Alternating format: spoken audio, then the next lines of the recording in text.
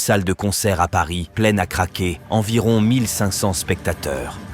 3 hommes armés pénètrent dans la salle, fusil d'assaut à la main, et ouvrent le feu. En quelques minutes, la panique se propage, les issues se bouchent, et un silence de mort remplace la musique. Bilan: 90 morts dans cette salle, des centaines de blessés. Ce n'était pas une fiction, mais l'un des attentats les plus meurtriers de l'histoire contemporaine française. Dans cette vidéo, je vous propose une analyse détaillée des comportements à adopter, des dangers spécifiques aux foules et des réflexes à développer pour augmenter significativement vos chances de survie en cas d'attaque armée en milieu dense. Depuis cette nuit tragique, plusieurs pays européens ont connu des scénarios similaires. Le schéma est toujours le même. Une foule dense, un ou plusieurs tireurs qui exploitent la vulnérabilité de ces rassemblements. Dans ces situations, le facteur déterminant n'est pas l'héroïsme ou le sang-froid absolu, mais souvent la préparation mentale et la compréhension des mécanismes de panique. Lorsque le bruit des premiers coups de feu retentit, la majorité des individus n'identifie pas immédiatement la menace. Ce phénomène s'appelle le biais de normalité. Le cerveau rejette l'idée que le quotidien puisse être brutalement interrompu par un événement extrême. Le son est interprété comme un feu d'artifice, un problème technique ou une bagarre. Ce refus de reconnaissance de la menace est souvent aggravé par la confusion ambiante. Lumière, musique, foule bruyante. Ce temps de réaction peut durer de quelques secondes à 1 minute, selon les individus. Ce laps de temps est crucial. Ce sont souvent ceux qui sortent rapidement de cette phase de sidération qui parviennent à fuir les premiers. Ils ont pour la plupart déjà envisagé le risque et leur cerveau, ayant mentalement simulé une attaque, identifie plus vite les signaux anormaux. On les retrouve parmi ceux qui, au moment des premiers coups de feu, courent vers une sortie secondaire sans hésiter. Une première leçon essentielle: se poser, à l'avance, la question « et si ?», même brièvement. Cela suffit souvent à réduire le délai de réaction et à enclencher une prise de décision rapide, qui peut être vitale. La doctrine Run, Hide, Fight désigne 3 attitudes adaptées à une situation de tireur actif. Fuir, c'est toujours la première option à privilégier si elle est possible. S'éloigner rapidement de la zone de tir, même sans ses affaires, même en laissant derrière son manteau, son sac ou son téléphone. Il s'agit de gagner quelques secondes précieuses. Cela suppose d'avoir repéré les sorties en entrant dans le lieu. Le réflexe d'observation des issues, portes de secours, fenêtres accessibles, peut être déterminant. Trop peu de personnes prennent ce temps d'analyse à leur arrivée dans une salle de concert, un centre commercial ou un théâtre. Pourtant, repérer les sorties secondaires, souvent délaissées lors des mouvements de foule, peut permettre de contourner les zones de panique où tout le monde converge. Se cacher. Si la fuite est impossible, il faut disparaître du champ de vision du tireur. Se cacher ne veut pas dire s'accroupir au milieu de la foule. Il s'agit de trouver un abri solide, mur porteur, bloc de béton, armoire métallique, ou une pièce isolée pouvant être verrouillée. Idéalement, la cachette offre aussi une issue secondaire en cas de besoin. Il faut éteindre son téléphone ou le mettre en silencieux total. Aucune sonnerie ne doit trahir la cachette. Couper les vibrations peut aussi s'avérer nécessaire. Combattre. Ce n'est qu'un dernier recours lorsqu'on est en contact direct avec l'assaillant, sans possibilité de fuite ni de repli.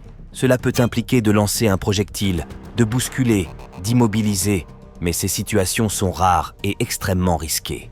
L'action doit être décisive, coordonnée et souvent avec l'aide d'autres personnes. Dans une salle bondée, la menace n'est pas uniquement le tireur. Elle vient aussi de la foule elle-même. Les recherches de Mehdi Moussaïd sur sa chaîne Fouloscopie montrent que lors d'une panique, la densité peut atteindre jusqu'à 6 ou 7 personnes par mètre carré. À ce stade, les mouvements individuels deviennent impossibles. On ne marche plus, on est porté. Le danger devient alors l'écrasement, l'asphyxie ou la chute. Une personne qui tombe au sol est quasiment condamnée si elle n'est pas relevée très rapidement. À Duisbourg, en Allemagne, en 2010, 21 personnes sont mortes écrasées dans une bousculade, sans qu'aucune attaque n'ait eu lieu. Dans une cohue, il est essentiel de ne jamais aller à contre-courant, de garder les bras repliés devant la poitrine pour préserver un espace respiratoire, de projeter son regard vers la sortie ou vers une zone dégagée et de se maintenir debout en fléchissant légèrement les jambes pour amortir les pressions. En cas de chute, il faut se recroqueviller, protéger sa nuque et tenter de se relever aussi vite que possible. Les zones proches des murs, des escaliers ou des angles sont les plus à risque de compression. Mieux vaut rester au centre du flux si celui-ci se dirige vers une sortie.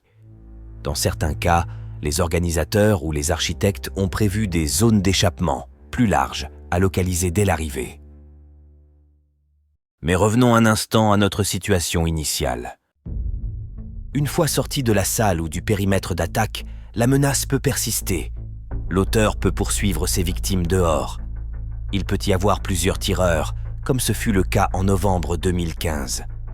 Il est donc impératif de ne pas rester regroupé près des issues.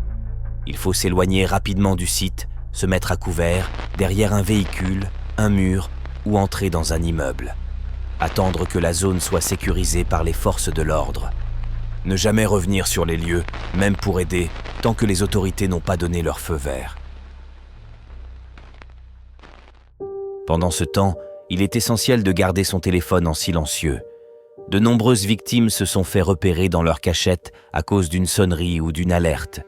Le bruit, même infime, peut être fatal.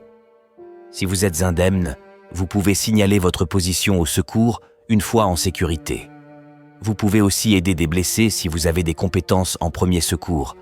Arrêter une hémorragie avec un garrot improvisé, mettre en position latérale de sécurité, rassurer les personnes en état de choc, même sans formation, rester calme, tenir la main d'une victime, parler doucement, peut stabiliser une situation critique. Ces réflexes ne s'inventent pas dans l'urgence. Ils se préparent de façon simple. Repérez systématiquement les sorties en entrant dans un lieu. Imaginez un scénario d'urgence. Où iriez-vous? Quelles issues? Quels abris? Qui aideriez-vous? Comme on apprend les gestes qui sauvent, on peut apprendre à survivre en cas d'attaque armée ou dans une foule chaotique. Un attentat en milieu festif reste rare, mais pas improbable. Et surtout, ses conséquences sont massives lorsqu'elles surviennent. En quelques secondes, une foule peut basculer dans le chaos. Mais ce chaos n'est pas une fatalité.